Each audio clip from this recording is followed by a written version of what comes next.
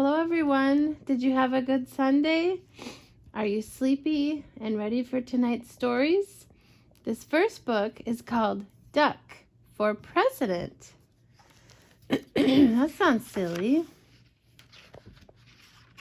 Look at, he's like, yay. That says vote. He's out mowing the grass and sees that airplane go by. Running a farm is very hard work.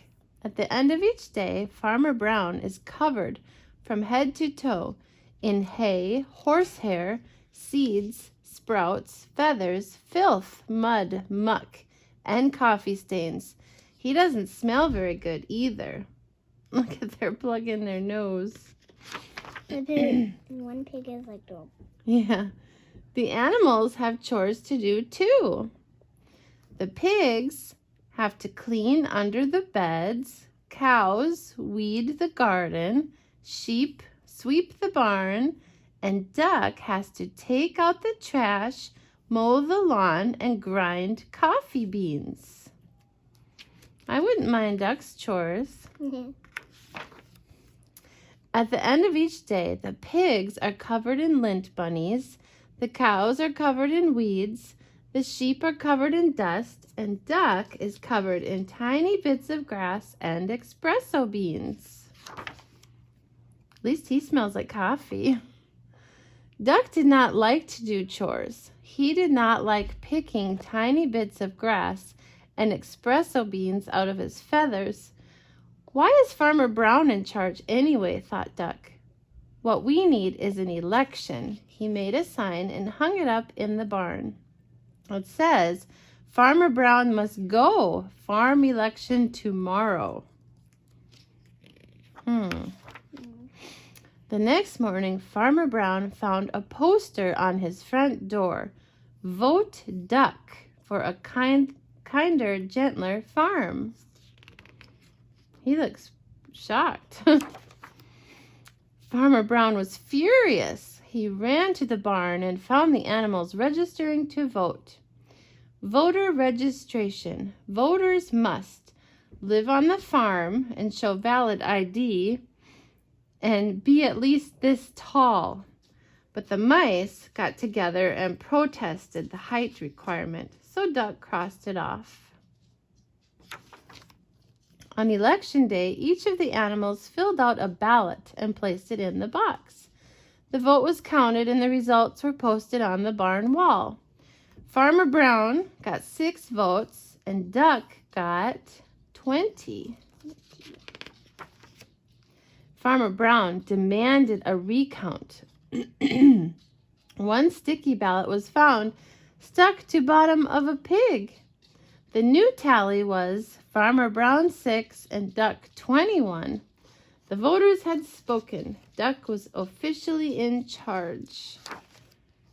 Running a farm is very hard work. At the end of each day, Duck was covered from head to toe in hay, horsehair, seeds, sprouts, feathers, filth, mud, muck, and coffee stains. Running a farm is no fun at all, thought Duck. That night, Duck and his staff started working on Duck's campaign for governor. Vote for me. I'm a duck, not a politician. Duck left Farmer Brown in charge and hit the campaign trail. He visited small town diners. He marched in parades. He went to town meetings and he gave speeches that only other ducks could understand. Bunch of quacking, I bet. On election day, the voters filled out their ballots in booths all over the state. The vote was counted and the results were posted in the local paper. It says, Duck wins by a nose. Mrs. Governor got 299,999 and Duck got 300,000. So he won by just one. The governor demanded a recount. 2 sticky ballots were found stuck to the bottom of a plate of pancakes.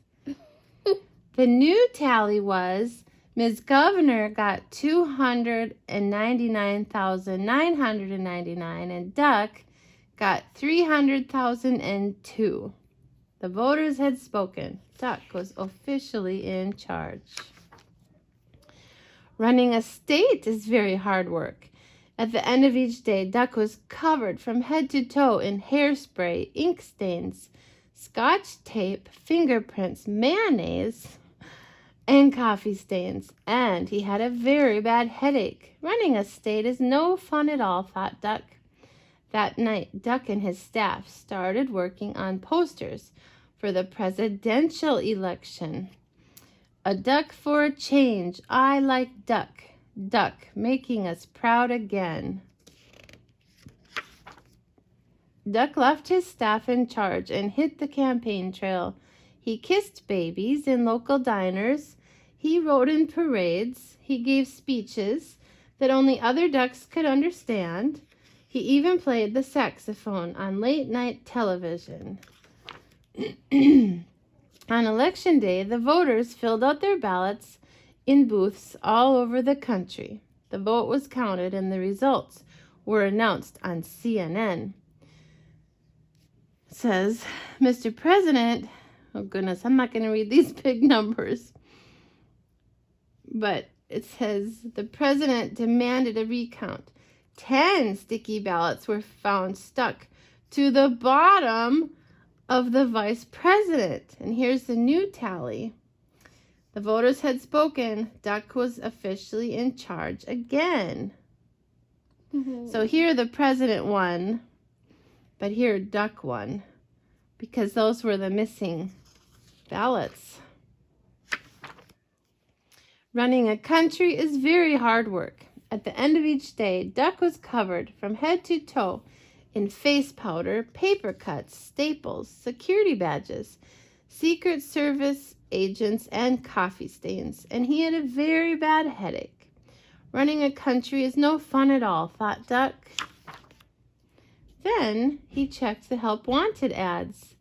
Duck needed, no experience necessary, must be able to mow the lawn and grind coffee beans. Well, that's his farmer. Yep. So Duck left the vice president in charge and headed back to the farm. At the end of each day, Farmer Brown is now covered from head to toe in hay, horsehair, seeds, sprouts, feathers, filth, mud, muck, and coffee stains. And Duck? You think Duck's mowing the lawn? He is working on his autobiography. That means he's writing a book about his life. I guess he's not helping Farmer. No, he's not. But he's writing a book about his life. He's had a crazy life, so that'd be an interesting book, wouldn't it? Yeah. This one is called The Cake That Mack Ate.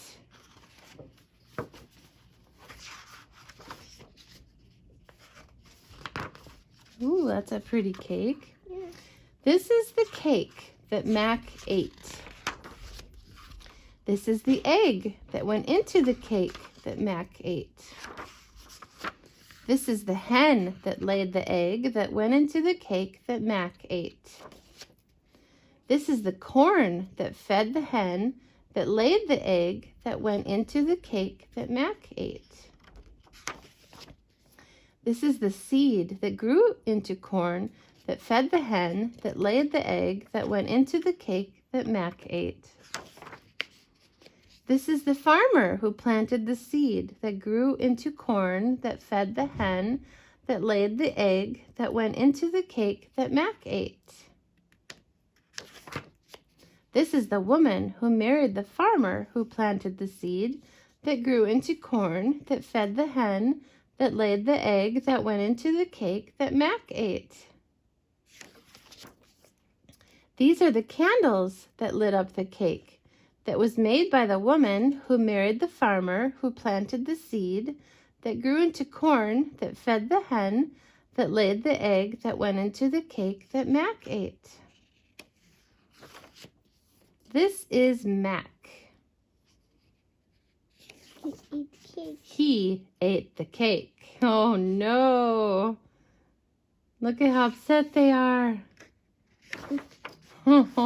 He's in the doghouse. That was cute. Our next virtue in this book is a heart filled with faithfulness. It is hard to find someone who really can be trusted. In Proverbs 26, that's what it says. Faithfulness. Do you have a job that's been given to you? Can others count on your following through? Being part of a family means doing some chores, completing your work before playing outdoors. God's little boy is faithful and true, so if you promise to help, be sure that you do. Oh, how a family is happy and blessed when you, their dear son, show faithfulness. Well, this book was written special for little boys, but it applies for little girls just the same, doesn't it? And Duck needs to work better on his chores, doesn't he? Good night.